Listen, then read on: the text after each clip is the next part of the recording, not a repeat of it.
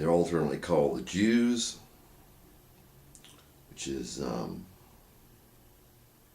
another name for them, the Hebrews, Israel, being persecuted worldwide where they've been scattered.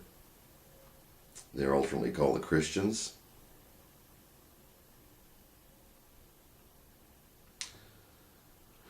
Because they have no nationality that we comprehend, they can be mixed within, and people not recognize their ethnicity, their they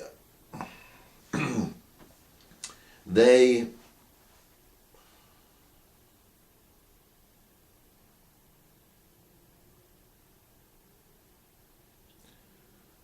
are called Jews, Hebrews, Israel, Hyksos perhaps. But we're not just talking about the ethnic Jews here. That these people are persecuted for their religion, and many of them are beneficent.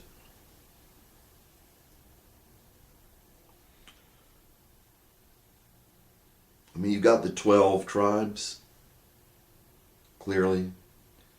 You've got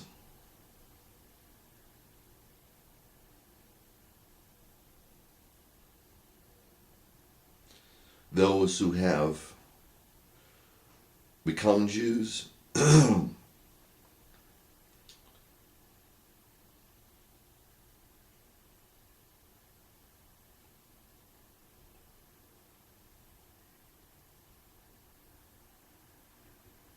When I think about the horrors that are happening, that are passing us by in this country, of persecution of just average everyday people, it really strikes me that these people, the Jews, are being persecuted to an even greater extent. At this time, I don't know if, I doubt that most people know what I'm talking about, although some people may have gone on to it.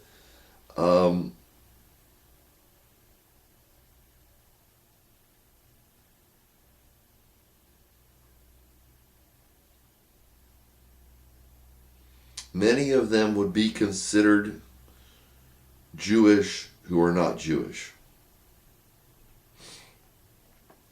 Let me clearly explain this, and this may make somebody mad. They're the Christians.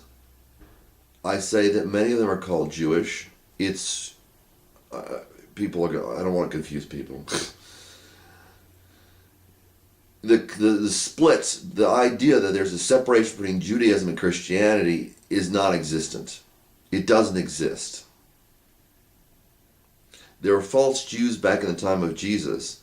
He started a new religion, now they're false Christians. The true Christians are in a minority, and they are being persecuted strongly, and I am one of them.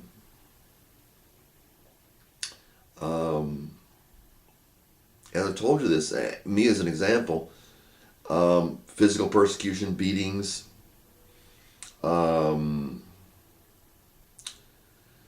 know how to describe it. Playing with your mind tricks. This could happen on any sort of level. With Paul, they would always get the city leaders involved. They get the governors involved of whole regions, or kings involved of whole regions, to persecute the Christians.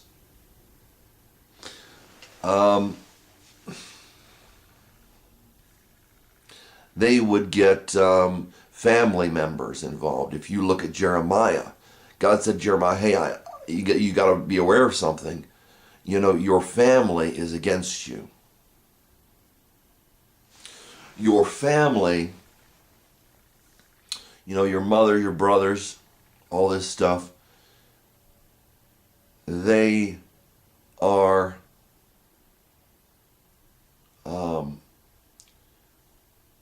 planning your destruction. They're planning your death.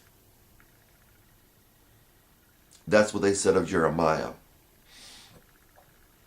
That's what they said of Isaiah. I mean, there are these people. That's what was said of Isaiah, that there's people that were going to attack him. And so we find the same thing today. There are these false Jews. There are these Jews that are in corruption morally before God. And they're running around looking down at other people saying, we're Jews, and same thing can happen with Christians. We're Christians, you're not acceptable. And yet then they turn around and persecute the people that are Christians. There's an arrogance and a condescension. At the same time, there's a persecution of their own people, which is exactly what was in the prophets. In the Old Testament, you read that, where the people were killing their own people.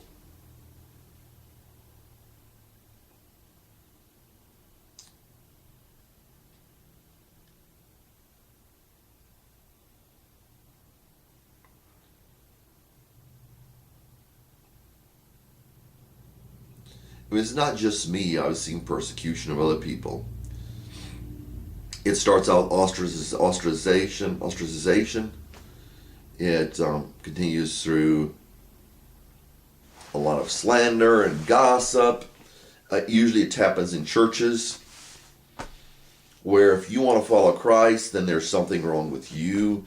Then you become, as it were, the Gentiles, or the people outside of Judaism, the people outside of Christianity. I mean, you may be considered a Satanist.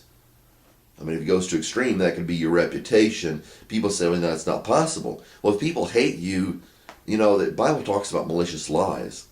And what are the purpose of those malicious lies? So, it starts out with, you're not one of us. And then, as I said, these people are naive, as Jesus said they would be, to what goes on, how the world works, because they've turned away from that. And usually they were not very involved in that. They have a different way of thinking about things. They're not as surreptitious. They're not as scheming as the world. And Jesus makes that clear. Because the world sees an advantage in the wealth of this world, and in the popularity of this world, in the winning of this or that or the other, in putting down other people. That is the nature of the kingdom below. The problem is the kingdom above, that their values are set on wealth above, in heaven. Jesus talked about storing up for yourselves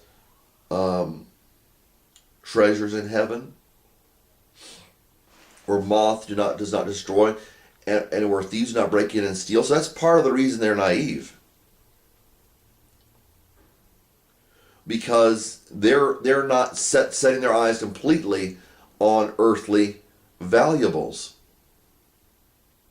They care about them deeply, but they see a blindness in those who follow them without looking at it, being concerned about anything else but their position and their nature, which Jesus says was of Satan.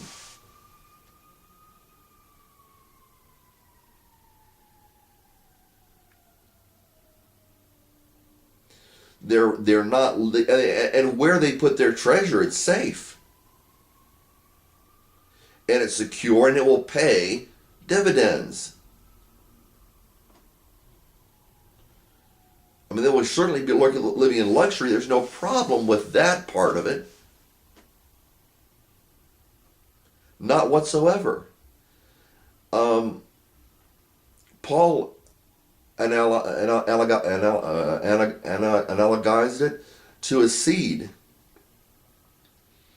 That Christians think of themselves in this, true Christians, and people, you throw that term around too, true Christians, and they'll go out and molest children, and oh no, come on, people. They go out and molest children, and they go out and have affairs, and they have affairs and make them a little public to overshadow the fact that they're doing more wicked things.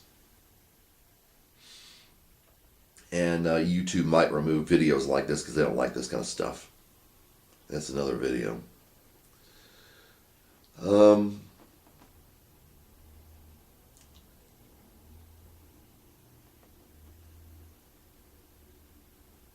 lot of them are persecuted before they become Christians and then persecuted after they become Christians. There's a rejection of this, what they consider moralistic goody two-shoes type thing, where in maturity it's not condemnation, but they are accused of condemnation. And that's become a buzzword anyway. Condemnation's, all that, which, it's become emblazoned. It's become